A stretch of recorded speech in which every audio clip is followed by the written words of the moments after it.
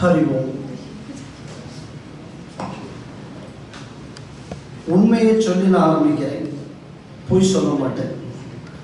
அம்மா எனக்கு புஸ்தகத்தை அனுப்பல, அந்த வேலையை அம்மா பண்ணிட்டாங்க. அதனால ஆன்மீகத்தை பத்தி நான் நிறைய சொல்ல போறதும் இல்லை, ஏன்னா அதை புஸ்தகத்திலேயே இருக்கு, இந்த அம்மாவும் சொல்லிட்டாங்க. அப்ப நீ எதுக்கு வாழ்த்துறைக்கு வந்தேன்னு கேட்பீங்க, கேட்கணும் இல்லை, அதை நான் பகுத்தறிவு. காரைக்கால் அம்மையாரை பத்தி நம்ம இலக்கிய ரீதியாக பார்க்கலாம், ஆன்மீக ரீதியாக பார்க்கலாம், வேறையும் பல ஆங்கிள் நம்ம காரைக்கால் அம்மையாரை பார்க்கணும்னு நினைக்கிறவங்க தான்.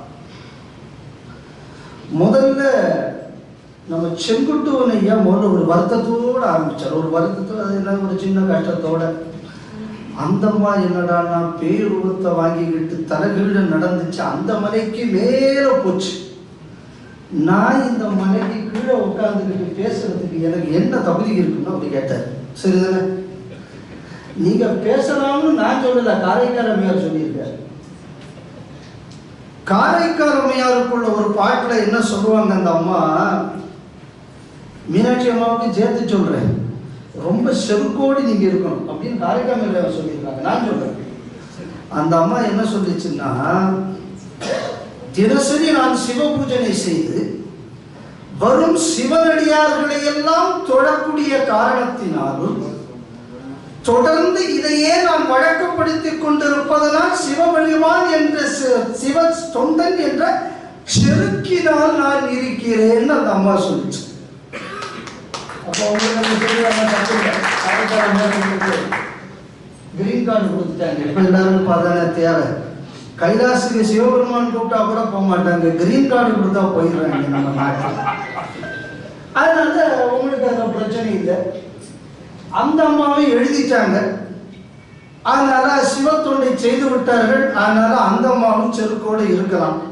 அதனால யாரெல்லாம் செருக்கோடு இருக்கணும்னா, யாருக்கெல்லாம் பக்தி இருக்கிறதோ அவர்கள் மட்டும்தான் செருக்கோடு இருக்க வேண்டும்னு சொன்னது காரைக்கால் அம்மையார். சொல்லும்போது திருவந்தாதியில் ஆரம்பிச்சாங்க அக்கா. அந்தாதி தெரியும், முதலும் கடைசியும் ஒன்னா வந்தாச்சுன்னா அந்தாதின்னு தெரியும். இதுல காரைக்கால் அம்மையார் திருவந்தாதியில ஒரு சின்ன சிறப்பு இருக்கு. கொஞ்சம் இளைஞர்களும் இருக்காங்க அங்கங்க. ஏற்கனவே அம்மா சொல்லும் போது சொன்னாங்க, புத்தகத்தில் இங்கிலீஷ் எல்லாம் எழுதியிருக்காங்க, நாட்டில் யாருக்கு தமிழ் தெரிய மாட்டேங்குது. தமிழ் இல்ல, ஒரு விஷயம் என்னன்னா, தமிழ் எங்க ஊர்ல தான் தமிழ் தெரியாது. தமிழாத்தியருக்கே தமிழ் தெரிய மாட்டேங்குது. ஒருத்தன தமிழ்ல ழாவே உச்சரிக்க மாட்டேங்க, அதுக்குதான் சிறப்பு எழுத்துன்னு வேற பேரு. அந்த ழா சுட்டு போட்டாலும் வராது. இதை சொல்லுடான்னு சொல்லியாச்சு, நீ என்ன கேட்கறீன்னு நம்மகிட்ட பௌத்தறிவு கேள்வி வேற கேட்டு தொலைக்கிறாங்க. இது ரொம்ப கஷ்டமா இருக்கு. இதுல என்ன அந்த சிறப்பு இதுல ஒரு விஷயம் அப்படின்னா, நீங்க சிங்கப்பூர்ல இருக்கிறவங்க தமிழ் துறையை தவிர வேற பல ப்ரொஃபஷனல் குவாலிஃபிகேஷன் இருக்கிறவங்க நிறைய இருப்பேன். நமக்கெல்லாம் ரிசர்ச் மெத்தடாலஜி அப்படின்னு ஒன்று படிச்சோம். ஒரு ரிசர்ச் எழுதணும்னா முதல்ல என்ன பண்ணுவோம், முதல்ல ஸ்டேட்மெண்ட் ஆஃப் த ப்ராப்ளம் எழுதுவோம். ஃபர்ஸ்ட்ல ப்ராப்ளம் எழுதுனதுக்கு அப்புறம் அதுக்கு ஒரு ஹைப்போதசிஸ் என்னன்னு சொல்லுவோம். அப்புறம் ஒரு ரிவ்யூ ஆஃப் லிட்ரேச்சர் இருக்கும். அதுக்கப்புறம் இருக்கிற டேட்டா எல்லாத்தையும் நல்லா அனலைஸ் பண்ணி கடைசியாக ஃபைண்டிங்ஸோட முடிப்போம். இதானே படித்தவங்க நம்ம அப்படிதான் ரிசர்ச் இப்படி பண்ணினா தான் பிஹெச்டி. இதை தவிர நீங்கள் எதோ புத்திசாலித்தனமாக சொன்னாலும் பிஹெச்டி கிடையாது. ஏன்னா இதைத்தான் வெள்ளைக்காரன் சொல்லியிருக்காங்க, நம்ம அதான் கேட்கணும். நம்ம வண்டியில் சொல்கிற மாதிரி வெள்ளையாடுறவே சொல்லக்கூடாது. அதே மாதிரி இதுதான் ரிசர்ச் மெத்தடாலஜின்னு நம்ம சொல்லுவோம். திருவந்தாதியை நம்ம எடுத்தோம்னா முதல்ல எப்படி அந்த அம்மா அதை ஆரம்பிப்பாங்கன்னா, பிறந்து மொழிபெயர்ந்து அப்படின்னு ஆரம்பிக்கும் அந்த அம்மா. நான் முழுப்பாட்டம் பண்ண நேரம் ஆயிடும். இதை சொல்லிவிட்டு அதில் என்ன சொல்லுவாங்க அந்த அம்மா அப்படின்னு சொன்னா, நான் பிறந்தேன், மொழியெல்லாம் கற்றேன், காதல் கொண்டு உன்னை நான் யோசித்தேன், இது எல்லாத்தையும் சொல்லிவிட்டு நான் அப்புறம் ஏன் எனக்கு இந்த கஷ்டத்திலிருந்து எனக்கு எப்படா விடுதலை. இது முதல் பாட்டு. கடைசி பாட்டு இந்த அம்மா முடிக்கும். எப்படி முடிக்கும்னா காதல் பிறந்துன்னு முடிக்கும். எங்க இருந்துடா காதல் வந்தது திடீர்னு இந்த அம்மாவுக்குன்னு பார்த்தா, அடங்காத அன்பும் பக்தியும் கொண்டு உன் அருகிலிருந்து நான் உன்னை தொழுது கொண்டே இருக்கக்கூடிய காரணத்தில் இந்த காதலில் நான் சந்தோஷமாக இருந்து கொண்டிருக்கிறேன். முதல்ல ப்ராப்ளம் என்ன? எப்படா எனக்கு விமோச்சனம், எனக்கு பிரச்சனை முடிவு. எந்த முடிவு? பிரச்சனையின் முடிவு என்ன? அடங்காத அன்பும் பக்தியும் கொண்டு உன் அருகிலிருந்து பாடிக்கொண்டிருப்பதுனால் நான் காதல் கொண்டு காதல் பிறந்தது ஆரம்பிச்சு பிறந்தது முடிச்சது. ஸ்டேட்மெண்ட் ஆஃப் தி ப்ராப்ளம், பிரச்சனை என்ன, கடைசியில் அதுக்குள்ள சொல்யூஷன் என்ன? சிவபெருமான் முன்னாடி அன்பு கொண்டு பக்தியை கொண்டு சரணடைஞ்சு அவன் ஆடுறத பார்த்துக்கிட்டே நீங்க இருந்துட்டு போயிடுறா. இதுதான்டா இதுக்கு ஒரு சொல்யூஷன். இதுக்கு இடையில அந்த அம்மா அக்கா சொன்ன மாதிரி பக்தியை பத்தி பேசிடும். இதுக்கு இடையில தத்துவங்களை எல்லாம் அந்த அம்மா சொல்லிடும். அது மட்டுமா சொல்லிச்சு? அம்மா வேற ஆரம்பிக்கும் போது சைவம் சைவம் சைவம்னு, சைவத்துக்கும் அப்பாற்பட்டவர் காரைக்கால் அம்மையாருங்கிறத நம்ம புரிஞ்சுக்கணும். 3 இடத்துல காரைக்கால் அம்மையார் திருமாலையும் குறிப்பிடுகிறார். எப்படி குறிப்பிடுறார் அப்படின்னா, மேருமலை சிவப்பு, கைலாச மலையும் சேர்ந்ததாக இருக்குமா. எப்பவுமே சிவனும் பெருமாளும் சேர்ந்து இருக்கும் போது பார்க்கிறது. அப்போ காரைக்கால் அம்மையார் நமக்கு கொடுக்கக்கூடிய ஒரு மெசேஜ் என்ன அப்படின்னா, நீங்கள்லாம் மனுஷன், சிவம் பெருசு, விஷ்ணு பெருசு, அவன் பெருசு, இவன் பெருசு, சண்டை போட்டுக்கிட்டு இருக்காங்கடா, எல்லாம் ஒண்ணுடா. இந்த தத்துவத்தையும் இந்த பாடலில் கொடுத்திருக்கிறார் காரைக்கால் அம்மையார். அவர் இன்னைக்கு நமக்கு மனசுல பேதங்கள் இருக்கக்கூடாது. இறைவன் என்று வந்தால் அதுல என்னடா உனக்கு பிரிவினை இருக்கு. இந்த யூனிவர்சாலிட்டியை கற்பித்தது காரைக்கால் அம்மையார். இன்னைக்கு நீங்க திருநெல்வேலி, இப்ப தென்காசி மாவட்டம் ஆயிடுச்சு, போனீங்கன்னா சங்கரங்கோயில்னு ஒரு ஊர் இருக்கு. வேற எல்லா ஊர்லயும் போயாச்சுன்னா அம்பாளுக்கு கல்யாண தபசு, சங்கரங்கோயில் மட்டும் போயாச்சுன்னா அங்க ஞான தபசு கோமதி. என்ன சந்தேகம் நமக்கு வர சந்தேகம் தான், சிவம் பெருசா விஷ்ணு பெருசா? அன்னைக்கு அவளுக்கு சந்தேகம் வந்துருச்சு. ரைட் அப்படின்னாரு. ஆடி மாசம் இங்க தபஸ் பண்ணுனாரு. அந்த அம்மாவும் ஆடி மாசம் தபஸ் பண்ணிச்சு. 2 கோயிலுன்னு வந்து நின்றார். இன்னைக்கு அந்த கோயிலில் போனீங்கன்னா சங்கரலிங்க சாமி பக்கத்துல சங்கர நாராயண சுவாமி அங்க இருப்பார். உமையவனுக்கு சந்தேகம் வந்தது, ஆனா எங்க காரைக்கால் அம்மையாருக்கு சந்தேகம் வரல. அப்போ உமையவடையும் கூட எங்க காரைக்கால் அம்மையார் பெரிய ஆளுங்க. அப்புறம் அம்மா சொல்லும்போது எல்லாரும் சொல்லக்கூடியது என்ன சொன்னாங்க? அம்மையே என்று சிவபெருமான் அழைத்தார். என் சிவபெருமானுக்கு வேற வேலை இல்லையா? வேற அவருக்கு அம்மாவே இல்லையா? இதுனே எங்க ஊர்ல இருக்கிற ஆதார் கார்டா? எதுக்குடா அம்மான்னு கூப்பிட்டாரு? காரணம் இருக்கணும் இல்லை? எந்த விஷயம் இருந்தாலும் இந்து மதத்துல ஒரு காரணம், ஒரு காரியம் இருந்தால் காரியத்துக்கு காரணம் இருக்கும். நம்ம கம்ப்யூட்டர்ல சொல்லும் போது இஃப் தென் ஸ்டேட்மெண்ட் இருக்கும். கரெக்டா? நானும் சாமிகிட்ட தான் படித்தேன், உங்க சாமிகிட்ட. காரண காரியமே அவர் சாமி எத்தனை கிளாஸ் எடுத்திருக்காரு நமக்கு.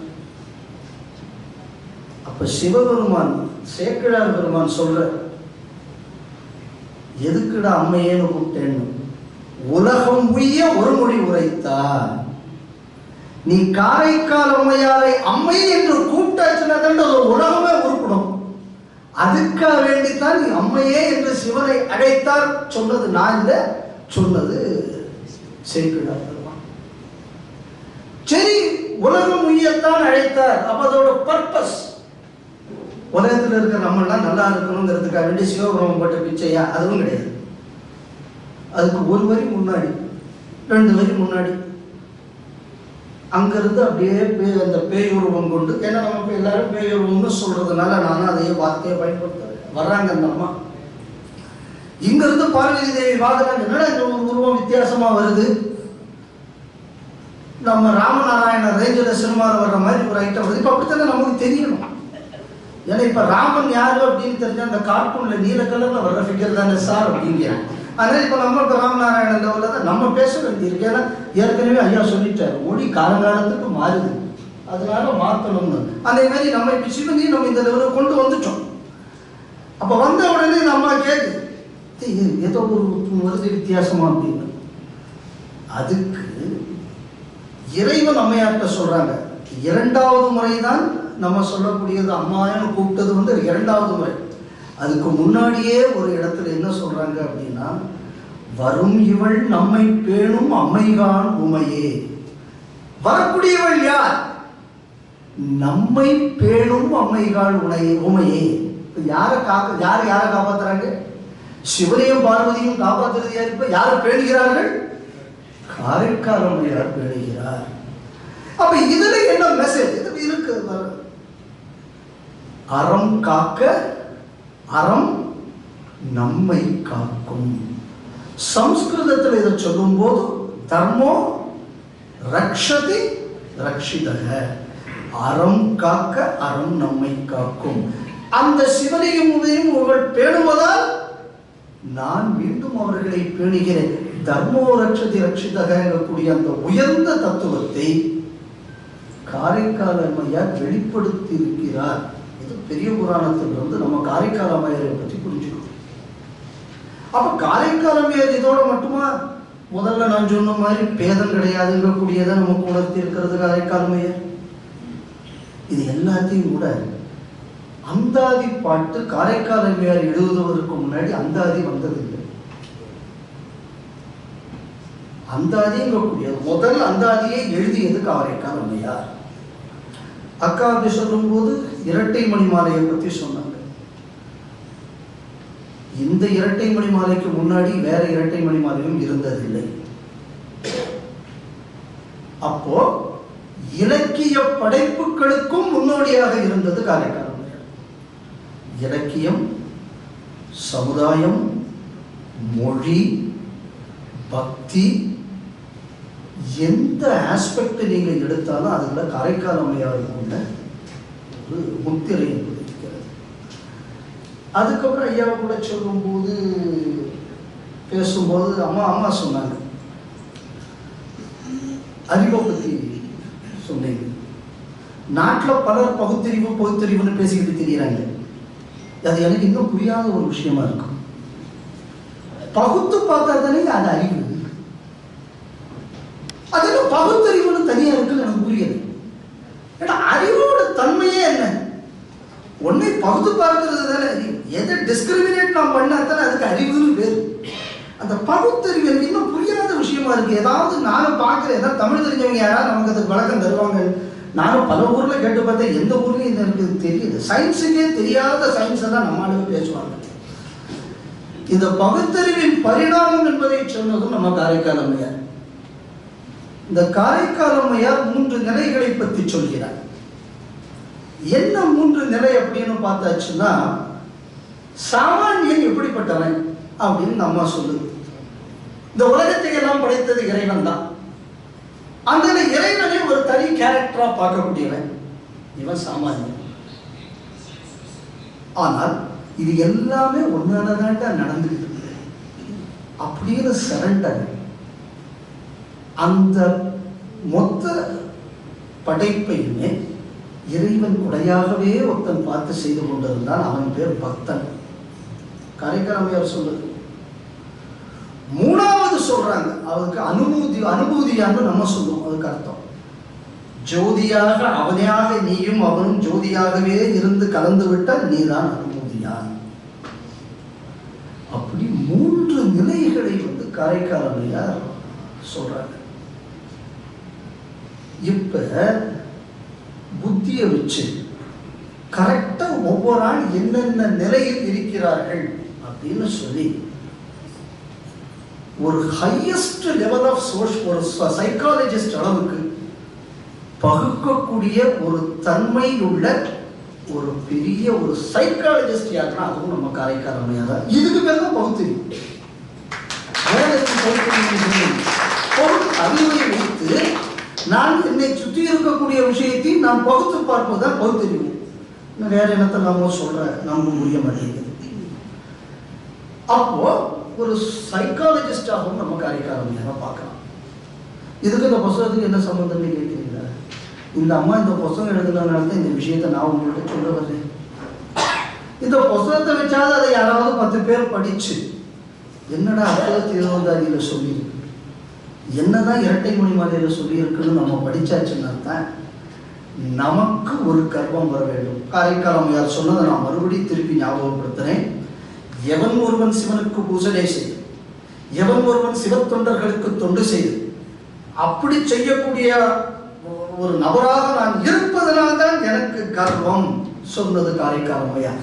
இந்த மாதிரி இந்த அரங்கத்தில் இருக்கக்கூடிய ஒவ்வொருவரும் கர்வம் உள்ளவர்களாக இருக்க வேண்டும் என்பதற்கு தான் இந்த மாதிரி புத்தகத்தை எழுதியிருக்கிறார்.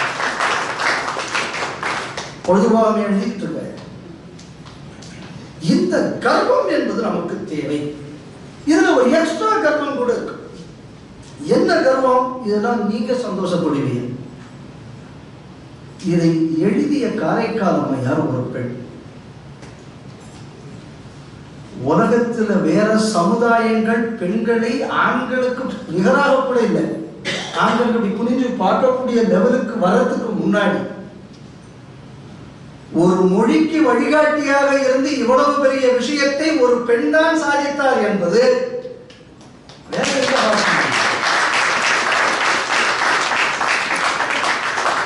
All in one personality. ஒரு சோசியாலஜிஸ்ட், ஒரு சைக்காலஜிஸ்ட், ஒரு லிங்குவிஸ்ட்,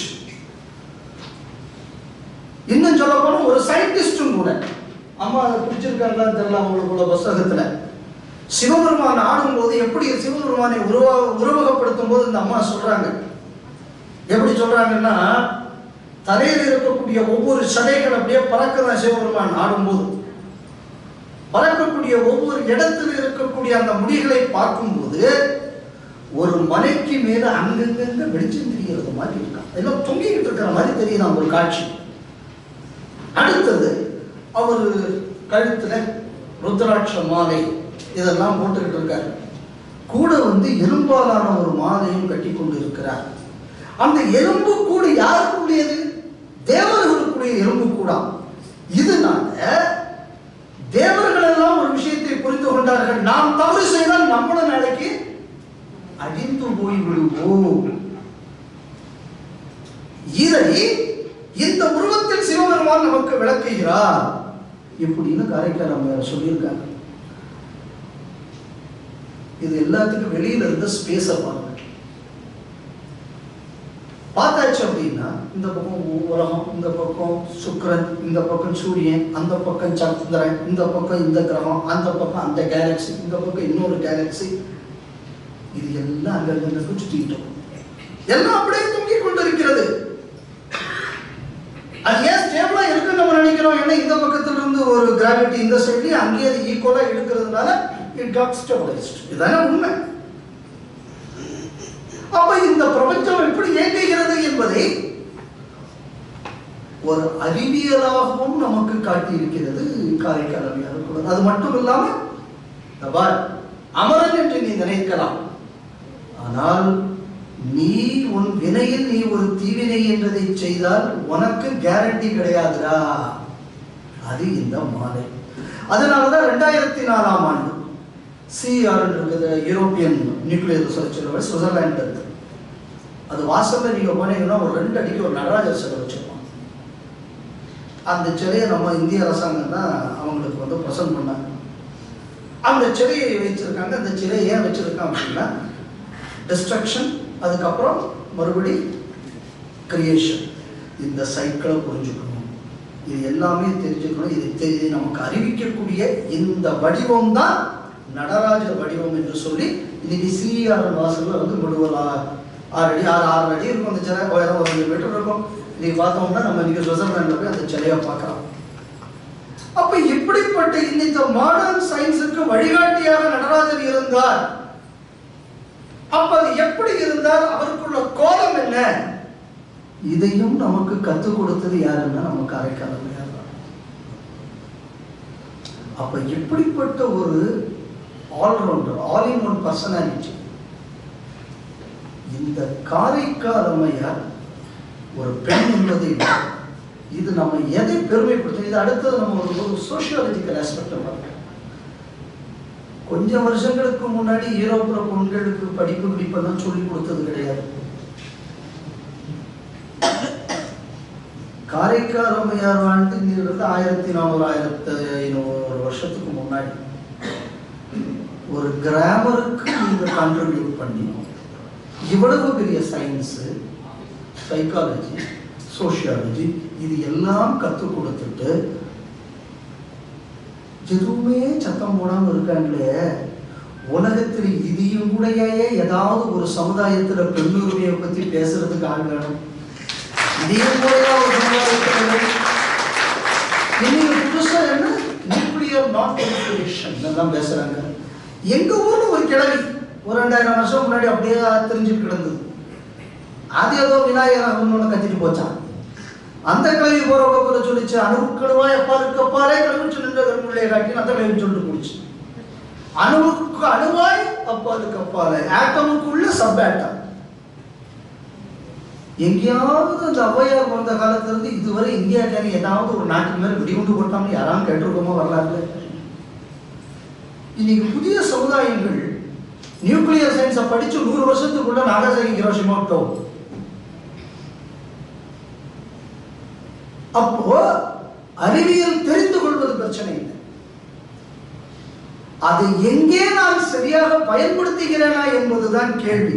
அப்படி நீ சரியாக பயன்படுத்தக்கூடியவனாக நீ மாற வேண்டும் என்றால் உனக்கு பக்தி என்பது அவசியம், உனக்கு தர்மம் என்பது இருக்க வேண்டும்.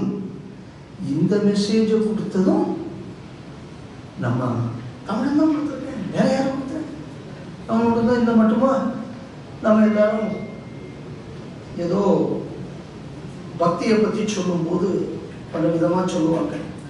பக்தன்னா நான் செருக்காக இருக்கிறேன்னு சொல்றது இந்த அம்மா. இதே நேரத்தில் கம்பேரிட்டிவா பாருங்க, இந்த அம்மா நியூக்ளியர் சயின்ஸை பற்றி பேசுது. அப்படியே கொஞ்சம் தெக்க போல நம்ம நடந்தோம்னா அப்படியே நம்ம ஸ்ரீலுப்தூர் போனோம்னு வைங்க, அங்க ஒரு அம்மா சும்மா இல்லாம அந்த அம்மா என்ன பண்ணுது, எப்படி மழை உண்டாச்சுங்கிறது தண்ணி அப்படியே வேற போய் எவாபரேட் ஆகி போய் ஆழிமலைக்கு கண்ணா அது ஒரு பாசனம் பாடி நமக்கு என்னடான்னா தண்ணி எப்படி மழை வந்ததுன்னு அங்க ஒரு உங்களை சொல்லிட்டு இருக்கு. அப்படி பார்த்தோம்னு சொன்னாங்கன்னா இந்த பாரத நாட்டில் பெரிய பெரிய அறிவியல் தத்துவங்கள் சாதாரணமா போற போக்கில் பாடிட்டு போன பெண்களுக்குள்ள எண்ணிக்கை வரும். எந்த சமுதாயத்திலாவது இப்படி நம்ம ஒண்ணு பார்க்க முடியுமா? உலக வரலாற்றிலேயே பார்க்க முடியுமா? வேதங்களை பார்க்க போனோம்னு சொன்னாலும் 24-25 ரிஷிகள். வேதங்கள்ல வேதத்துக்கு சங்கீதை கொடுத்தவர்கள் பெண்கள். எந்த சமுதாயத்தில் பார்க்க முடியும்? இந்த மாதிரியான புஸ்தகங்களை நம்ம பண்ணும்போது என்ன நம்ம நினைக்கணும் அப்படின்னா, இந்த புஸ்தகத்தை கையில எடுக்கும்போது அதுக்கு நான் மீண்டும் தமிழ் சினிமாவுக்கு வரேன், ஒரு கெத்து இருக்கணும். என் பாரம்பரியம் சாதாரண பாரம்பரியம்.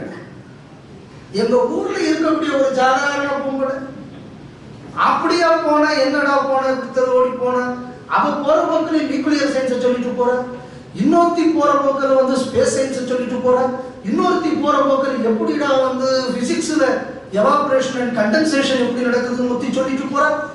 அப்படி அம்பட்டு பயிர்களை எங்க ஊர்ல சாதாரணமா தெரிஞ்சுக்கிட்டு இருந்தா உங்களுக்கு என்னடா யூனிவர்சிட்டி வச்சு நீ என்ன சர்டிஃபிகேட் பண்ண, நீ யாரு என்ன சர்டிஃபிகேட் பண்ண, என்ன சர்டிஃபிகேட் யாரு பண்ணணும்னா காரைக்கால் அம்மையார் என்ன சர்டிஃபிகேட் பண்ணோம், ஔவையார் என்ன சர்டிஃபிகேட் பண்ணோம், எங்க செயற்கையாளர் இருப்பாங்கன்னா என்ன சர்டிஃபிகேட் பண்ணோம். இவங்களையும் கூட நீங்க என்ன சயின்ஸா படிச்சிட போறீங்க.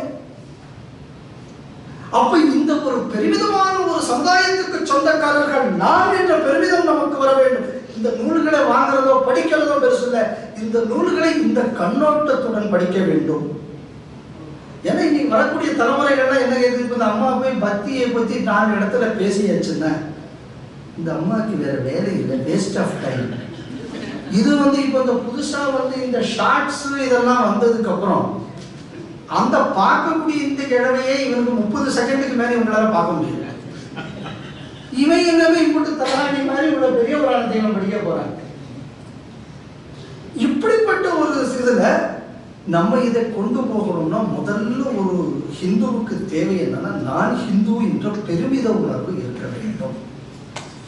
நான் இங்க சொல்ல வந்த விஷயம் புத்தகத்தை படிக்கிறதுக்கு முன்னாடி, அதை கையில எடுக்கிறதுக்கு முன்னாடி பெருமித உணர்வோடு நாம் அதை எடுக்க வேண்டும் கையில. நிறைய பேர் இப்போ பலவிதமான உரைகள் இந்த காரைக்கால் அம்மையாருங்கிறதுனால எனக்கு திருப்பி இந்த பகுத்தறிவு தான் ஞாபகம் வருது. என்ன நம்ம மண்டையில வந்த பிரச்சனை. காரைக்கால் அம்மையார் வரலாற்றை பற்றி பலர் இருக்க வேண்டி விமர்சனம் எல்லாம் தமிழ்நாட்டில் எழுத ரொம்ப கஷ்டமா இருக்கு. காரைக்கால் அம்மையார் ஒரே ஒரு சம்பவத்தை சொல்றேன். காரைக்கால் அம்மையாருக்கு அந்த மாங்கனி வந்த உடனே அவருக்குள்ள கணவர் வர்றாரு. அவர் சாப்பிட்ட உடனே முதல் பழத்தை சாப்பிட்டதுக்கு அப்புறம் நல்லா இருக்கே, ரெண்டாவது பழத்தை கேட்கிறேன். அப்பத்தான் இந்த அம்மா வந்து அதுக்கு அப்புறம் தான் அவங்க வீட்டுக்காரர்கிட்ட சொல்லிச்சாங்க. இதுக்கு நான் சொன்ன இந்த பகுத்தறிவு, பகுத்தறிவு என்ன இருக்குன்னு எனக்கு தெரியல, நீங்களே புரிஞ்சுங்க. ஏன்னா அந்த வார்த்தையை பயன்படுத்துறதுக்கே கஷ்டமா இருக்கும். இது ஒரு கேள்வி. அப்போ முதல்ல எதுக்கு அந்த அம்மா அவருக்கு இருந்து அதை மறைச்சது? ஏண்டா உனக்கு இந்த இவ்வளவு அறிவியல் இது எந்த ஆய்வும் உனக்கு பண்ண தெரியாது. இவ்வளவு விஷயம் அந்த அம்மா சொல்லியிருக்கு.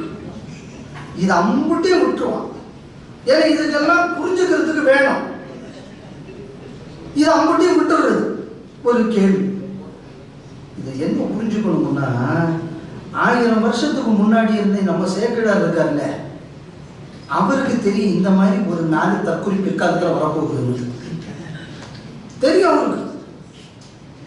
அவர் அதுக்கு தான் விளக்கம் சொல்லி கொடுக்குறாரு. என்ன சொல்லுவாருன்னா, நீங்க படிக்கணும், இதெல்லாம் வந்து காரைக்கால பெரிய புராணத்தில் படிக்கணும். பெரிய புராணத்தில் சேக்கிழார் பெருமான் சொல்லும் போது என்ன சொல்லுவாரு, இந்த அம்மா வருதான், இந்த அம்மா இருக்கும்போது அங்கிருந்து பாவம் ஒருத்தர் வராராம். யார்? ஒரு சிவ வேடம் அணிந்த ஒரு சிவனடியார் வராராம். ரொம்ப ஒல்லியா சோத்துக்கு இல்லாம சாகர மாதிரி வராராம். அந்த அவருக்குள்ள விளக்கத்தை நான் நமக்கு புரிகிற மாதிரி சொல்றேன். மீதி இவர்களுடன் நான் சொன்னேன்னா யாருக்கும் புரியுமாங்க? புரியாது. எனக்கும் போர் அடிக்கும், உங்களுக்கும் போர் அடிக்கும், நம்ம இப்படியே பேசுவோம். அப்படி அங்கிருந்து வராரு. வந்த உடனே என்ன பண்ணி விட்டாரு, இந்த அம்மா வந்து அப்ப சோறு மட்டும்தான் ஆக்கி வச்சிருந்தாரு, கை குழம்பு பண்ணல. உடனே அன்னைக்கு கூட பசியில ஒருத்தர் வந்திருக்காரு, இதுவரை அவரை வெயிட் பண்ண வைக்க முடியாதுன்னு அவசரமா பண்ணுதான். பண்ணி சாப்பாடை போட்டு அவரை அனுப்பிச்சு விட்டுருச்சு. அதுக்கப்புறம் அந்த அம்மா வீட்டில் உள்ள வேற சமையலாம் ஆரம்பிச்சு பண்ணுதான். அந்த சமையல் முடிக்கக்கூடிய நேரம் பார்த்து அவங்க வீட்டுக்காரர் வந்துடுறாரு. வந்த உடனே அறக்கப்புறக்கையில எப்பவுமே நமக்கு சகஜம் தானே, ஆபீஸுக்கு காலையில கிளம்பி அப்படி வெளியில போகும்போதெல்லாம் மொபைல் எடுக்கிறேன்னு ஞாபகம் வரும். உடனே அப்படியே அவசரமா ஓடி வருவோம். அதை எடுத்துக்கிட்டு வெளியில போய் காரை ஸ்டார்ட் பண்ணும்போது தான் கண்ணாடி எடுக்கிறேன்னு ஞாபகம் வரும். உடனே திருப்பி அங்கிருந்து மேலே வரும். இதே மாதிரி தான் அந்த அம்மாவும் இருந்திருக்குன்னு தெரியுது. எல்லா அம்மாக்களும் ஒரே மாதிரி தான் இருந்திருக்காங்க அன்னைக்கு நினைக்கும். சரி, இந்த அடக்க பழக்க சொன்ன உடனே முதல் மாம்பழத்தை வெட்டி கொடுத்து விட்டா இவர் அவருக்கு 2வது படம் கேட்டு அந்த அம்மா திருப்பி உள்ள போகுது. இது பெரிய ஒரு அப்படித்தான் இருக்கிறதுக்கு புரியும். போன உடனே தான் ஞாபகம் வருது, ஐயோ சிவனடியாருக்கு போட்டு விட்டேன்னு சொல்லி சிவபெருமானை நோக்கி போகும்போது சிவபெருமான் அந்த கனியை கொடுக்கிறார். இப்போ டைம் டியூரேஷன் மாற்றி இன்னைக்கு சினிமா பாணியில சொல்ல போனா ஒவ்வொரு ஷாட்டையும் கரெக்டா அவர் சொல்லிவிட்டாரு. ஏன்னா இந்த மாதிரி 4 பயிர்கள் பிற்காலத்தில் வருவான், வந்து அவன் சௌரியத்துக்கு கதையெல்லாம் எழுதுவான். அதனால நான் முன்னாடியே நான் சொல்லி வச்சுட்டு போயிடுறேன்டா, அதுக்காகவே வந்தேன். ஏன்னா முதல்லயே திருத்தொண்டர் புராணத்தை சுந்தரமூர்த்தி நாயனார் சாமி சொல்லிட்டாங்க. 63 பேரை சொல்லியாச்சு. விரிச்ச அந்தாதியை வந்து நம்பியாண்டார் சாமி சொல்லிட்டு விட்டாரு. அப்புறம் இவரையே வந்து திருப்பி சொன்னாருன்னா அவருக்கு தெரியும் இந்த மாதிரி 10 பயிர்கள் வரப்போறான். அதனாலதான் அவர் அவதார நோக்கமே என்னன்னா இந்த மாதிரி பிரச்சனைகளுக்கு எல்லாம் தீர்வு காண்பதற்காகத்தான் அவர் வந்தார். அதனால என்னோட அடுத்த வேண்டுகோள் என்ன, எதுக்கு இந்த கதையை சொல்ல வரேன் அப்படின்னா, எந்த புஸ்தகமானாலும் எடுத்து படிக்கும் போது ஒரு விஷயத்தை மனசுல புரிஞ்சுக்கணும். ஒரு 1000 வருஷத்துக்கு முன்னாடி வந்து திருவள்ளுவர் உரைகளை எடுத்து படிச்சாச்சுன்னா நம்ம எல்லாருக்கும் தெரிஞ்ச ஒரு திருக்குறள், கற்க கசடர கற்பவை கற்றபின் நிற்க அதற்கு தக என்பது திருக்குறள். இதுக்கு 1000 வருஷத்துக்கு முன்னாடி எழுதின உரையாசிரியர்கள்லாம் என்ன எழுதுவாங்கன்னா, கற்க அப்படின்னா நீ எந்த சாத்திரத்தை கற்கிறாரோ அந்த சாத்திரத்தின் அடிப்படையிலேயே அதை கற்க. நல்லா தெரிஞ்சுக்க. நான் பிசிக்ஸ் படிக்கிறேன்னா நான் பிசிக்ஸ்ல இருக்கிற எப்சிலானை நான் வந்து பிசிக்ஸ்ல என்ன கனடேஷன்ல பார்க்கணுமோ அதில் பார்க்க வேண்டும். நான் பிஎஸ்சி கெமிஸ்ட்ரி படிச்சிருக்கேங்கிறதுனால நான் அந்த இதுல தான் நான் பார்ப்பேன்னு சொன்னா அது சரிப்பட்டு வராது. இந்த மாதிரி 10 பையன் வருவான்னு தெரியும். இப்போ என்னன்னா கம்பேரிட்டிவ் கம்பேரிட்டிவ் ஸ்டடியை பற்றி எனக்கு புரிஞ்சுக்காத விஷயமா இருக்கும். யானையும் கழுதையும் கம்பேர் பண்ணுவாங்க. எப்படா இப்படி எல்லாம் பண்ணுறாங்கன்னு புரிய மாட்டேங்குது. இது கேட்டாச்சு அப்படின்னா இது ஒரு அறிவு வளர்ச்சி அப்படின்னு சொல்லிக்கிறது. இதெல்லாம் வரும்னு தெரிஞ்சுதான் இந்த கற்க கசடர கற்க என்பதற்கு 1000 வருஷம் முன்னாடி உரையாசிரியர்கள், குறிப்பாக சமண உரையாசிரியர்கள் எல்லாருமே எழுதும்போது எந்த சாத்திரத்தை கற்கிறாயோ அந்த சாத்திரத்தின் அடிப்படையிலேயே அதை கற்க அந்த காலத்தில் எழுதி வச்சுட்டாங்க. கேட்ச் முன்னாடி இந்த மாதிரி எல்லாம் வரும். அப்புறம் அப்பீல் போகிறதுக்கு சிவபெருமான் இருக்க மாட்டாரு. ஏன்னா நம்ம இங்கேருந்து போடுற சத்தத்தில் அவரே ஒழிப்புடுவார். நம்ம அப்படியெல்லாம் பண்ணோம்னு அவருக்கு தெரிஞ்சிருக்கு. முதல்ல அந்த கேவியட்டை அவர் போட்டுட்டார். இதெல்லாம் முடிஞ்சு அந்த சைவத்திலேயே பின்னாடி வந்ததுல வீரசைவம்னு ஒரு மரபு. இந்த வீரசைவ மரபு ஒரு முக்கியமான புஸ்தகத்துக்கு பேர் என்ன, பிரபுலிங்க லீலைன்னு பேர். இந்த பிரபுலிங்க லீலையில ஒரு வார்த்தை சொல்லுவாங்க. அவர் மகா பாவங்கள்னு சிலதை அப்படியே குறிச்சுட்டு சொல்லிட்டு வருவார் சாமி. இந்த மகா பாவத்துல ஒரு பாவமாக அவர் சொல்றது என்ன அப்படின்னா, ஒரு புஸ்தகத்துக்கு ஒரு ஆள் விளக்க உரை கொடுக்கும் போது ஒரிஜினலா எழுதின புலவன் எதற்காக அதை சொன்னானோ அதை மாத்தியோ திருத்தியோ நீ சொன்னா நீ ஒரு மகா பாவி. நீ சொல்லியிருக்கிறது நான் இல்லை, பிரபுலிங்க லீலையில. அதனால ஒரு நூலை கற்கும் போது இல்லை ஒரு நூலை பற்றி எழுதும் போது எனக்குள்ள ஆசை, வந்திருக்கிறவங்க எல்லாருமே நிறைய விஷயங்கள் எழுதணும். அடிப்படையாக சைவம் அப்படின்னு சொன்னா சைவத்தின் ஆதாரம் என்ன, அடிப்படை என்ன? வைணவம் எழுதுறீங்களா, அதுக்குள்ள ஆதாரம் என்ன, அதுக்குள்ள அடிப்படை என்ன?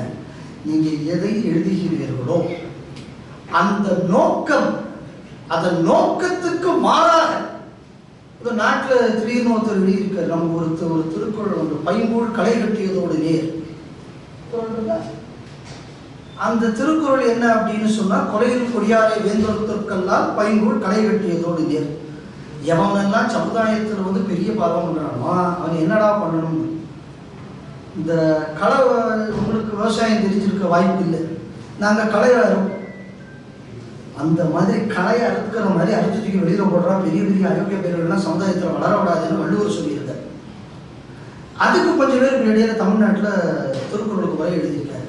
அவர்களை சமுதாயத்திலிருந்து அப்புறப்படுத்தி வைக்க வேண்டும். ஏன்டா எவனா கலை எடுத்து இன்னொரு இடத்துல நட்டு வைக்க ஏன்னு அவர் தூக்கு தண்டனைக்கு விரோதமானவனா? நீ விரோதமானவனா இருப்ப, எங்க திருவள்ளுவர் இல்லையாப்பா? அப்ப நீ என்ன சொல்றது? என் திருக்குறள் எழுதி சொல்ல, நான் வேண்டாம்னு சொல்றேன். அதுக்கு எல்லாருக்கும் உரிமை உண்டு. யாருக்கு என்ன கருத்து சொல்வதற்கு உரிமை உண்டு. திருவள்ளுவருக்குள்ள திருக்குறளை வாங்கறதுல சேர்ந்து உனக்கு பக்கத்து வீட்டுக்காரங்க உங்க கூட கோலியாடான திருவள்ளுவர் யாரு? இப்படியெல்லாம் சில சிதைவுகள் இருக்கிறது. இந்த சிதைவுகள் இல்லாமல் நம் சமயத்தை நாம் கற்க வேண்டும். அவங்களும் இதை அதனால் படிப்பவர்கள் என்னைக்குமே மூல நூலை படிக்கக்கூடிய ஒரு பழக்கத்தை நாம் ஏற்படுத்த வேண்டும். அப்பதான் இந்த கருத்து சிதைவு வராது. பிரபுலிங்க லீலையில சொன்ன மாதிரி ஒரு பாதகத்துக்கும் நாம் ஆளாக மாட்டோம். அப்ப சைவம் அப்படின்னா என்ன? ஒரே வழியில சொல்லி நான் முடிச்சிடறேன். சைவம்னா என்ன அப்படின்னு தெரியணும்னா, ஒரு குழந்தை அழுதுச்சான். அந்த காலத்துல இலவச பால் வழங்கும் திட்டம் இல்லை போது இருக்கும். அது சீர்காழி குளக்கரையில் அந்த குழந்தை அழுதுச்சான். அந்த குழந்தை அழுத உடனே அங்கிருந்து உமையவள் வந்தானா, ஞானப்பால் கொடுத்தானா. யாராவது நம்ம ஞானசம்பந்த பெருமான். அப்ப அந்த ஞானசம்பந்த பெருமானை பற்றி சேக்கிழார் பெருமான் சொல்லும் போது முதல்ல எப்படி ஆரம்பிப்பார்? பெரியவரான படிக்கணும். எடுத்த உடனே அந்த குழந்தை எதுக்கையா அழுது, எதுக்கு எழுதுன்னு அந்த குழந்தையின் அழுகையின் நோக்கம் என்ன? முன்னாடியே சொன்ன மாதிரி காஸ் எஃபெக்ட் ரிலேஷன்ஷிப். எதுக்கு அந்த குழந்தை எழுதுச்சு? வேத நெறி தழைத்தோங்க, மிக செய்வ துறை விளங்க, பூத பரம்பரை புரிய. இதுக்குத்தானே அந்த குழந்தை எழுதுச்சு. அப்போ ஒரு சைவனுக்குள்ள நோக்கம் என்ன அப்படின்னு சொன்னா, வேத நெறி தழைத்தோங்க. இதுக்கு எல்லா மட்டத்திலும் நாம் வேலை செய்ய வேண்டும். மிக சைவத்துறை விளங்க. எந்த விஷயத்தை சைவம் நாம் உய்வு பெறுவதற்கு என்ன வழியை சொல்லியதோ அதை நாம் பின்பற்ற வேண்டும். மூணாவது விஷயம் தான் மோஸ்ட் இம்பார்ட்டன்ட், பூத பரம்பரையினுடைய எல்லா ஜீவராசிகளும், மனுஷன் மட்டும் இல்லை, பூத பரம்பரை கூட, செடி கொடி மிருகம் மனுஷன் எல்லாமே அதுக்குள்ள வந்துடுறது. இது அனைத்தும் நலம் பெறுவதற்கு நான் வேலை செய்கிறேன். இதுதான் அந்த அழுகையின் நோக்கம். அப்ப அதுதானே சைவத்தின் நோக்கமாக இருக்கும். அப்ப இந்த மூணுல நான் ஒன்றை மட்டும் எடுத்துக்கிடுவேன், இன்னொன்னு நான் விட்டுருவேன். ஏன்னா எனக்கு அது பிடிக்காது, உனக்கு பிடிக்காது, நான் சிவனுக்கு அதை பிடிச்சிருக்கு. இல்லை நான் இவரை ஏற்றுக்க மாட்டேன் சிவனை, அதைத்தான் வேறமே இவரை தரடா பார்க்கணும்னு சொல்லியிருக்கு. அப்புறம் உனக்கு என்னடா அவருக்கு மேல பிரச்சனை? இதெல்லாம் தெரிஞ்சுதான் காரைக்கால் அம்மையார் வந்து எல்லாம் ஒரே உருவமாக இன்னைக்கு இறைவனை நம் முன் கொண்டு வந்தார். காரைக்கால் அம்மையார் எந்த வாழ்க்கை எதற்காக ஞானசம்பந்தர் தேவாரம் என்பது படைக்கப்பட்டது என்று சொன்னாரோ, எந்த விஷயத்திற்காக அந்த சைவத்தின் கூறுகளை சொன்னார், இதேதான் காரைக்கால் அம்மையார் சொல்லியிருக்காங்க. அப்போ இதை பார்த்துக்கிட்டு இப்போ நம்ம ஊரில் அது வேற சொல்லிக்கிட்டு இருக்காங்க. எவனோ 2 பேர் அங்கேருந்து ஏதோ கனவா வழியாக வந்தானா, அவன் இங்கே வந்து சொல்லி கொடுத்தானா, இவங்க எதுவும் படிச்சுக்கிட்டானா, என்னெல்லாம் சொல்கிறாங்க. ஏன்னா 50 பேர் ஒரே மாதிரி சொல்லியிருக்காரு. இவர் காரைக்கால் அம்மையார் சொன்னாதான் இவங்க ஞானசம்பந்த பெருமானும் சொல்லியிருக்காரு, அவர் சொன்னதான் எங்கள் அப்பர் சாமியும் சொல்லியிருக்காரு, அவர் சொன்னதான் பின்னாடி வந்த மாணிக்க வாசகர்னு சொல்லியிருக்காரு. அப்ப எப்படிப்பட்ட ஒரு சைவம், எப்படிப்பட்ட ஒரு காமன் கொடுத்திருக்கிறது. இங்க எந்த ஜாதி? அப்போதையடிகள் யார்? அப்போதையடிகள் பிராமணர். திருஞான இவர் நாவுக்கரசசாமி. ஆனா அப்போதையடிகள் என்ன பண்ணாரா, ஊரை மட்டும் அவர் பேர்ல தண்ணீர் கொண்டு வச்சாரா, அதை கட்டினாரா, இதை கட்டினாரா. எங்கட ஜாதி வந்தது? அது நீ பண்ற அரசியல் இருக்கு. சைவத்துக்கு இல்லை. தெய்வத்துக்கு முன்னாடி அனைவரும் ஒன்று. இதை திருப்பி திருப்பி திருப்பி திருப்பி நமக்கு சொல்லிக் கொடுப்பது. இந்த பேதங்கள் மாற வேண்டும். இது எதுக்கு இந்த விஷயத்தெல்லாம் சொல்றேன்னா, நம்ம சமயத்தை பாதுகாப்பது என்பது நமக்கு சைவம் விட்ட கட்டளை.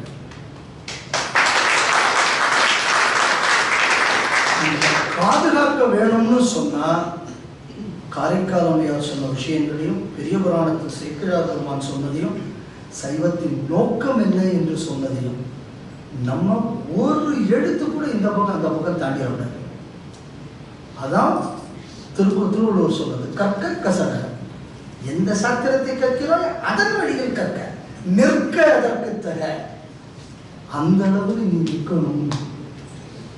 அதனால சைவத்தை நன்றாக சைவம் உணர்ந்தவர்களான காரைக்கால் அம்மையார் 3வது நிலையை பற்றி சொல்கிறார்.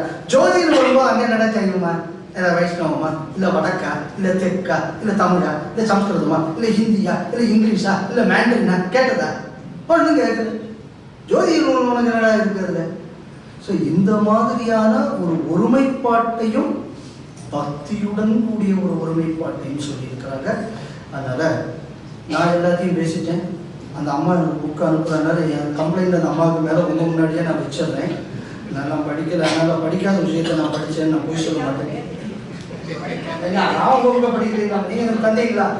அந்த அம்மா அப்போ கூட என்ன பண்ணிடுச்சு அப்படின்னு சொன்னால், நாங்கள் முன்னாடி என்ன பண்ணுவோம்னா, முன்னாடி இந்த புஸ்தகம் இது சமுதாயத்துக்காக. அப்போ என்னன்னா அந்த புஸ்தகத்தோட தலைப்பை மட்டும்தான் சொல்லுவோம். அப்போ தான் ஏன்னா அந்த புக்கு 5 ரூபா 10 ரூபாய்க்கு அந்த ரோட்டில் ஒத்துக்கிட்டு நடப்போம். அப்போ தான் 5 ரூபா 10 ரூபாய்க்கு ஒருத்தன் வாங்குவான். அதனால் அந்த அம்மா இவங்களுக்கு கொடுத்தா என் ஓசியை கொடுத்தா எனக்கு காசு இல்லாமல் போயிடும், இல்லை இவங்களுக்கு காசு கொடுத்து தாண்டா விற்கணும், அதனால் நான் அனுப்புறேன். அந்த அம்மா எனக்கு அனுப்பாமல் கூட இருக்கலாம். அதனால் அதற்காகவாது எல்லாரும் அந்த புக்கை வாங்கணும். ஒரு புஸ்தகம் இன்னைக்கு பிரிண்ட் ஆகி வரணும்னா அதுக்கு உள்ள செலவுகள் எவ்வளவுன்னு தெரியும். ப்ரூஃப் பார்க்குற கஷ்டம், இதுக்கெல்லாம் நம்ம வேல்யூ போடுறது கிடையாது. ஆனால் அந்த புக்கு இவ்வளோ விலை இருக்கா அப்படின்னு பார்க்கக்கூடிய வழக்கம் தான் நமக்கு இருக்குது. இந்த சிரமங்களையும் நம்ம புரிஞ்சுக்கணும். ஏன்னா நானும் கிட்டத்தட்ட 8 புஸ்தகம் பப்ளிஷ் பண்ணி அவ்வளோ நம்ம ரேக்கிலேயே தூங்கிட்டு இருக்கிறீங்க. ஓசி கொடுத்தா கூட வாங்க மாட்டேங்க, அதனால எவ்வளோ வாங்குறது இல்லை. அதனால அதே மாதிரி அந்த அம்மாவும் என்ன மாதிரி கஷ்டப்படக்கூடாது. அதற்கு காரைக்கால் அம்மையார் அந்த அம்மாவுக்கு அருள் புரியட்டும் என்று காரைக்கால் அம்மையாரையே வேண்டுகிறேன்.